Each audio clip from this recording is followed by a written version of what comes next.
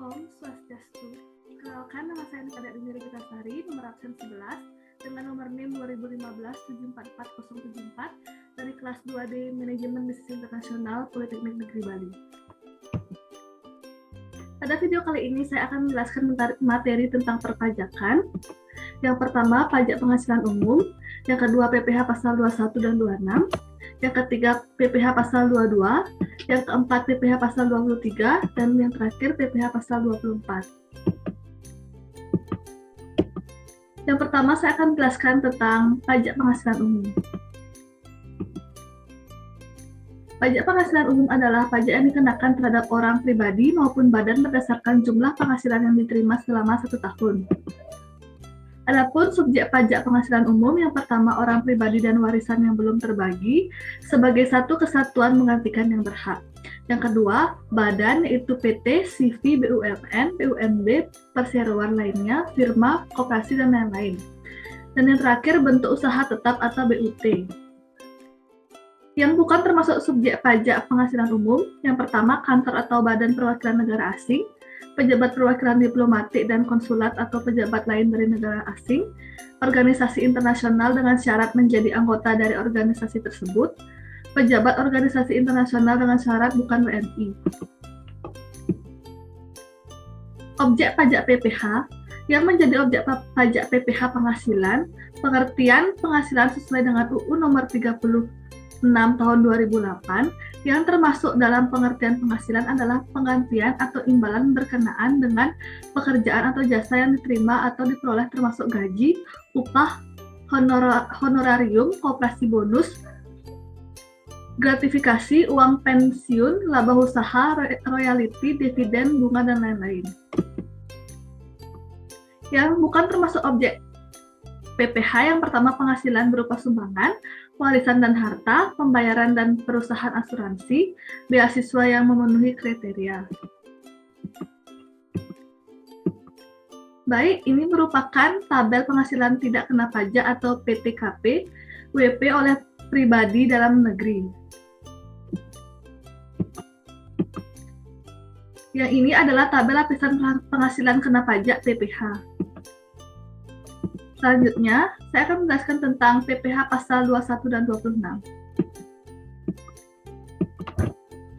PPh pasal 21 adalah pajak atau penghasilan berupa gaji, upah, honorarium, tunjangan dalam bentuk apapun sehubungan dengan pekerjaan atau jasa, jabatan, dan kegiatan yang dilakukan oleh orang pribadi. Wajib pajak PPh pasal 21, yang pertama, orang yang menjalani pekerjaan seperti pegawai, pengacara, olahragawan, dan profesi pekerjaan lainnya. Yang kedua, penerima uang pensiunan. Yang ketiga, bukan pegawai yang menerima penghasilan sehubungan dengan pekerjaan. Dan yang terakhir, peserta kegiatan seperti rapat dan kepanitiaan. Yang bukan pajak wajib pajak pasal 21, yang pertama, pejabat perwakilan diplomatik atau pejabat lain dari negara asing, pejabat perwakilan organisasi internasional yang ditetapkan dengan keputusan Menteri Keuangan dengan syarat bukan WNI. Selanjutnya bukan objek pajak PPh pasal 21, pembayaran asuransi, penerimaan dalam bentuk natura, iuran pensiun yang dibayarkan oleh dana pensiun, zakat yang diterima oleh orang pribadi, beasiswa yang memenuhi persyaratan tertentu. Selanjutnya adalah pemotongan pajak PPh pasal 21. Yang pertama, pemberi kerja yang terdiri dari orang pribadi dan badan, bendaharawan atau pemegang kas pemerintah, TNI, Polri atau pemerintah daerah, instansi atau lembaga pemerintah dan lembaga negara lainnya. Dana pensiun, badan penyelenggara jaminan sosial tenaga kerja, dan badan lain yang membayar uang pensiun dan tunjangan hari tua. Orang pribadi yang melakukan kegiatan usaha, dan penyelenggaraan kegiatan organisasi nasional dan internasional, perkumpulan orang, serta lembaga-lembaga lainnya. Ini merupakan tabel PTKP PPh pasal 21 per tahun. Baik, ini merupakan tabel PTKP PPh pasal 21 per bulan. Selanjutnya, PPh pasal 26. Pajak penghasilan pasal 26 adalah pajak penghasilan atas penghasilan yang diterima atau diperoleh wajib pajak luar negeri dari Indonesia selain penghasilan usaha yang diperoleh melalui BUT di Indonesia. PPh pasal 26 terutang oleh WP dalam negeri pada akhir bulan dilakukannya pembayaran penghasilan atau akhir bulan terutangnya penghasilan kepada WP luar negeri. Wajib pajak PPh pasal 26 yang pertama pegawai, penerima uang pesangon atau pensiun, bukan pegawai yang menerima penghasilan sehubungan dengan pekerjaannya, penerima dividen, penerima bunga dan royalti. Wajib pajak yang pertama pejabat perwakilan diplomatik atau pejabat negara asing, pejabat perwakilan organisasi internasional, dan syarat bukan WNI. Objek pajak PPh pasal 26 yang pertama penghasilan teratur atau tidak pegawai tetap, penghasilan dari pesangon, penghasilan tenaga kerja lepas, dividen, bunga royalti.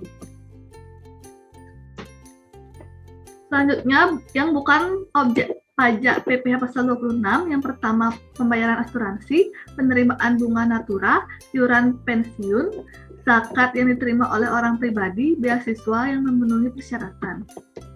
Tarif pajak PPh pasal 26, seluruh wajib pajak luar negeri dikenai pajak sebesar 20% dikali PH bruto.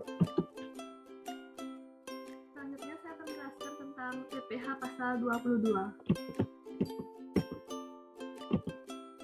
PPh pasal 22 merupakan pembayaran pajak penghasilan dalam tahun berjalan yang dipungut oleh bendaharawan, pemerintah baik pemerintah pusat maupun pemerintah daerah, instansi atau lembaga pemerintah dan lembaga-lembaga negara lainnya.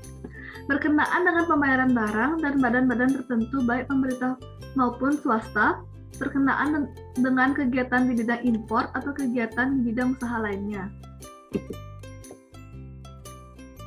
Pemungut pajak PPh pasal 22, yang pertama ada Bank Devisa dan Direktorat Jenderal Bea dan Cukai atas impor barang, yang kedua Direktorat Jenderal Pembendaharaan, yang ketiga BUMD, yang keempat Bank Indonesia atau BI, Telkom dan PT-PT lainnya, yang kelima Badan Usaha yang bergerak dalam bidang usaha industri semen, kertas, baja, dan industri otomotif yang ditunjuk oleh Kepala Kantor Pelayanan Pajak atas penjualan hasil produksinya di dalam negeri.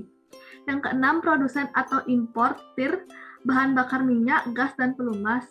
Yang ketujuh, industri dan eksportir yang bergerak dalam sektor perhutanan, perkebunan, pertanian, dan perikanan yang ditunjuk oleh Direktur Jenderal Pajak.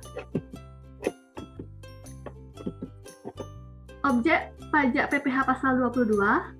Yang pertama, impor barang, pembayaran atas pembelian barang yang dilakukan oleh BUMN atau BUMD, pembayaran atas pembelian barang yang dilakukan oleh Direktorat Jenderal Anggaran, penjualan hasil produksi di dalam negeri yang dilakukan oleh Badan Usaha Bidang Industri, Pertamina, serta produsen importir dan eksportir.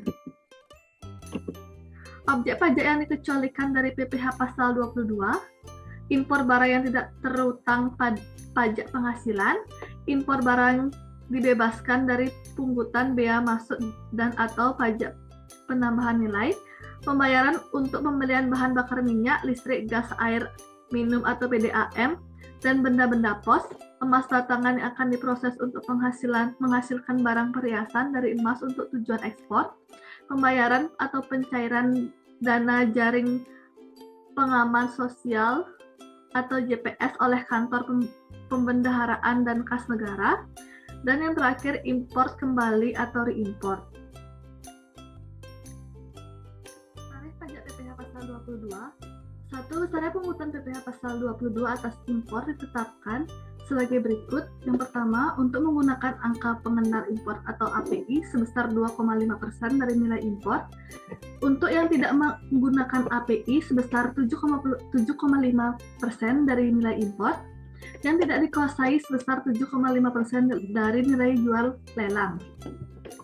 Besarnya pungutan PPh pasal 22 atas pembelian barang oleh Direktorat Jenderal Anggaran, Bendaharawan, Pemerintah Pusat, dan daerah BUMD BUMN, BI, BPPN, Telkom, PLN, Indosat, Krakatau, Stel, Pertamina, dan bank-bank BUMN yang sebesar 1,5% dari harga pembelian.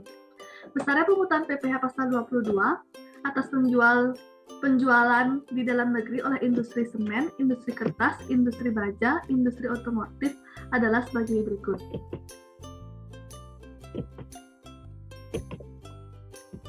Besarnya pungutan PPh pasal 22 atas penjualan hasil produksi oleh Pertamina serta badan usaha lainnya yang bergerak dalam bidang bahan bakar minyak, jenis premix, super TT, dan gas adalah sebagai berikut. Berikut ini adalah tabel tarif PPh pasal 22 untuk bahan bakar.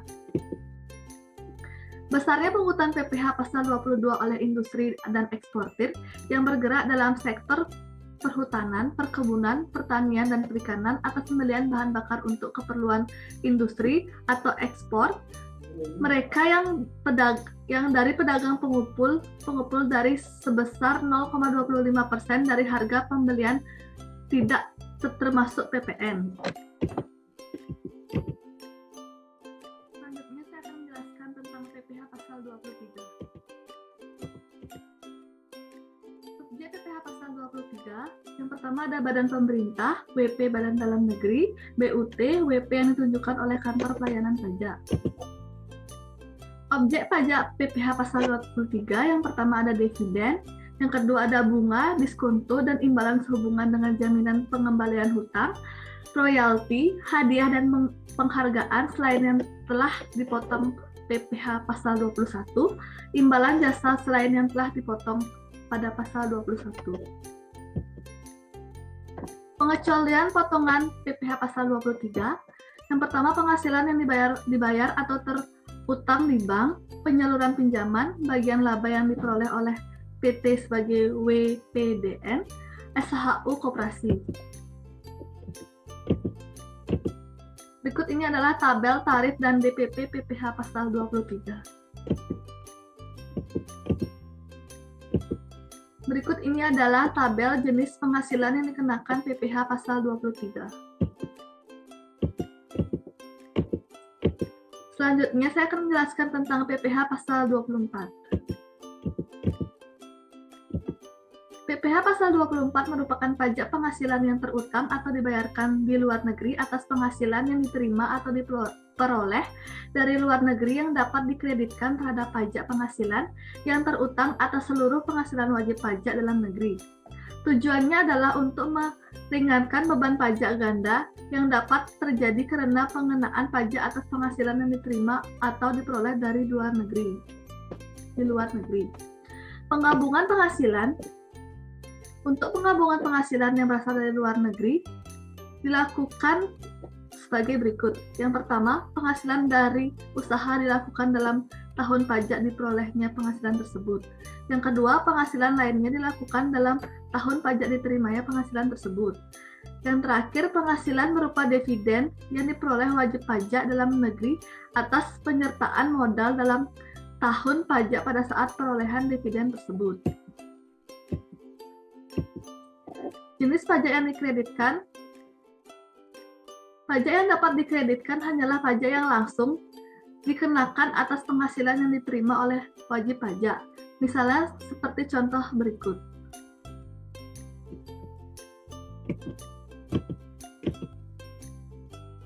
Batas maksimum pajak kredit pajak PPh pasal 24.